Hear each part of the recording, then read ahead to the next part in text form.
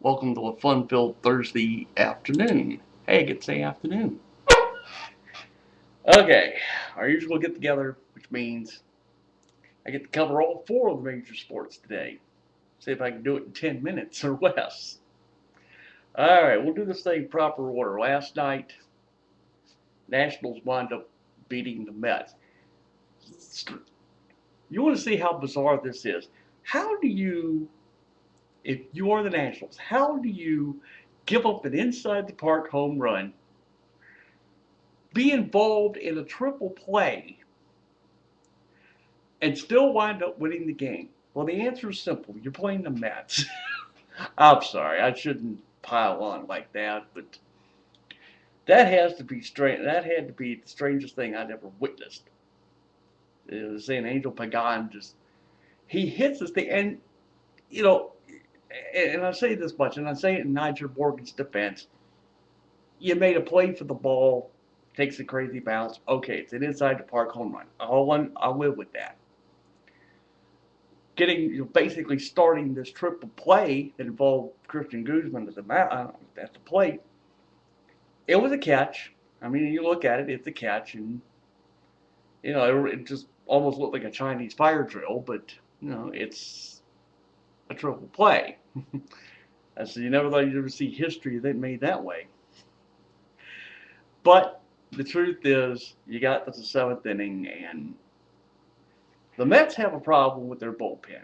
I'll just say this flat out. They have a problem with their bullpen, which is lucky for us. I'm sorry, I can't keep gloating here.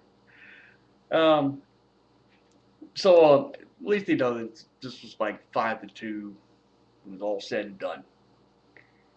And who would have known that Drew Storen, who was the guy drafted after Steven Strasburg in last year's MLB draft, who figured he would do 2/3 of an inning and wind up getting the win?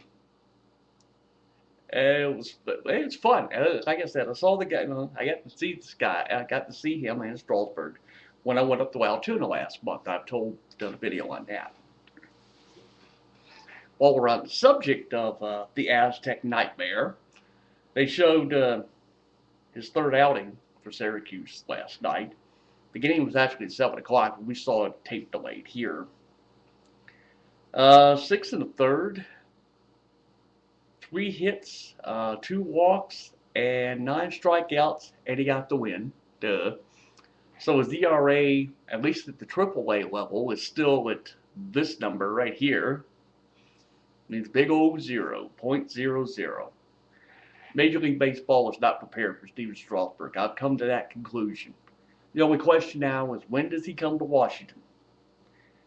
Now the word supposedly may be it would be in time for the first homestand in June, which would be June 4th, 5th, 6th against the Reds.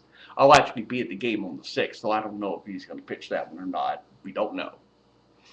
There may be a remote possibility I may show up on the 4th, but I don't know. I'm not holding my breath. All right. Took enough time on that. Move on. Football. They know the story now. Dr. Anthony Gallay, I think I have the name correctly. They know this is the guy that supposedly supplied HGH and Royce to A-Rod. They arrested his ass the other day, and they said supposedly there's a list of 3 NFL players that he was supposedly, and I'll say supposedly, supplying. They're now hearing that, and they pointed out, by the way, the 3. They said one of them is a Redskin. The rumor, and I'm going to say this once again, it is only a rumor. Nobody has fact, but they rumor that the Redskin in question is Santana Moss. That's only a rumor. Until somebody substantiates this, I'm not going to say anything. But you think just as much as just when you begin to think that you try to get this thing straightened out, as far as the Redskins go, to try to go in a new direction, and this comes back to bite you in the ass. But again, this is all rumor. Nobody confirms or denies anything. So we'll leave that alone. Now we move to basketball, which is of course that they had the NBA draft lottery the other night. The Wizards have the #1 pick. Everybody thinks it's going to be John Wall, Kentucky. Listen, I don't care who they take. If they take the guy, great. I'm just not. And by the way, I'm not keen on this idea of doing 1 year of college and leaving. I'm not a big fan of that. If you're going to do that, just go back the way you used to do it. Just go ahead and draft kids out of high school. You might as well just go back and do that. But anyway, having said that aspect, and I did not see the selection, but it's just reading up on it. It's a lot of fun. So who knows? Maybe the Wizards can get it straightened out.